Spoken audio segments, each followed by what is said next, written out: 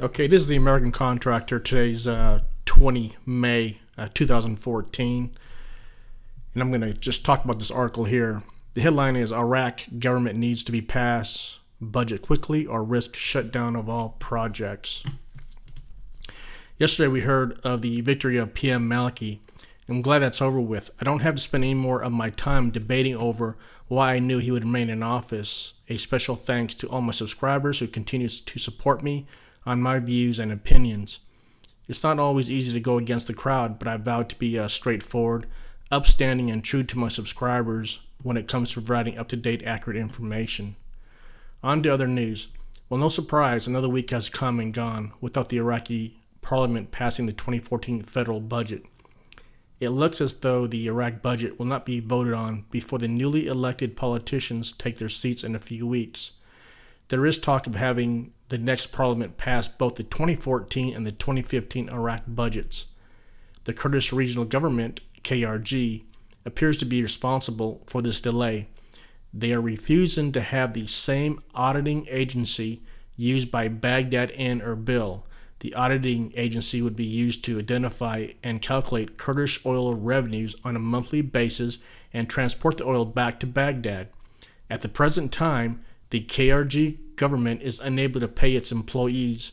However, Prime Minister Maliki has ordered the Central Bank of Iraq, CBI, to allocate the funds to pay the KRG employees' salaries. Just so you all know, this is the responsibility of the KRG, the Kurdish Regional Government, and not the Central Baghdad government. The International Fund, IMF, has stated that the current budget does nothing for the total dependence on oil revenues. This becomes a risk when the price of oil drops below $106. The Iraq government is currently in a deficit scenario for the first time. In previous years, the government was always in a surplus. The government may consider using the cash reserves that are inside the CBI. In fact, they may have already done so. If the deficit were to continue on this, would likely weaken the Iraqi dinar currency and increase inflation. The Iraq government is losing approximately $12 billion a month with the budget delay. There are other issues with the 2014 federal budget. It reported that investments only account for 36% of the budget. This figure will not improve public services or economic infrastructure. There has been an increase in military spending. The Iraqi army has continued on with the assault on Fallujah, and there doesn't seem to be an end in sight. The fighting is draining the resources of the Iraqi government. There also appears to be some confusion with the Development Fund for Iraq, DFI. The DFI account is in the New York Federal Reserve. The Iraqi government is in full control of this. There's nothing for the CBI to take back. They are already in control of the account. The funds will remain in the DFI in New York, and the protection against liens and lawsuits will remain. I hope this clears up some of the questions that many of you have asked. It is good to see that more banks are now willing to move into Iraq. Just recently, we saw the CBI approve French and Lebanese banks. Also, Citibank is another one. However, they are not operating as a full-service banking institution yet. In addition, keep your fingers crossed for Chase Bank's supposed move into the Baghdad area. Oil sales in Iraq have been below the estimates of what the government predicted for 2013. As of right now, the oil exports are at 2.5 million barrels per day, and it was predicted it should have been 4 million barrels a day. The current oil flow at 2.5 million barrels a day should be consistent if they have no more terror attacks on the oil pipeline.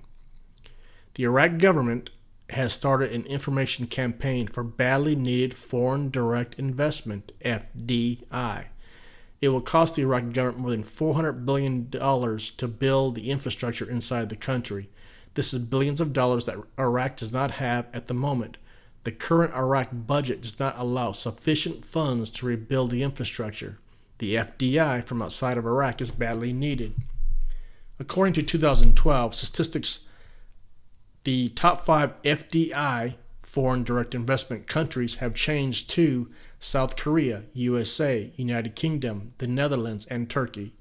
Turkey has partially pulled back on investments in Iraq because the Iraq government supports the Syrian government, and then the Turkish government opposes Syria.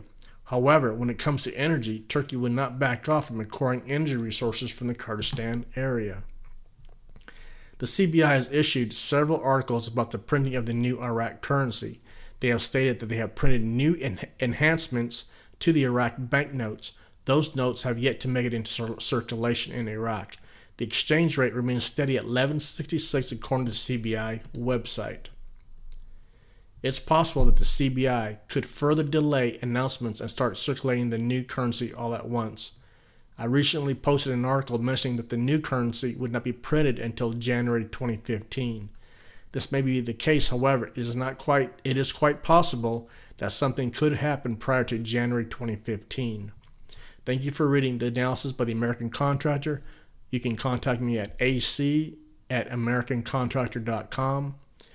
That's ac@americancontractor.com, or by SMS text message at +1 931 444 7110. That's the USA number.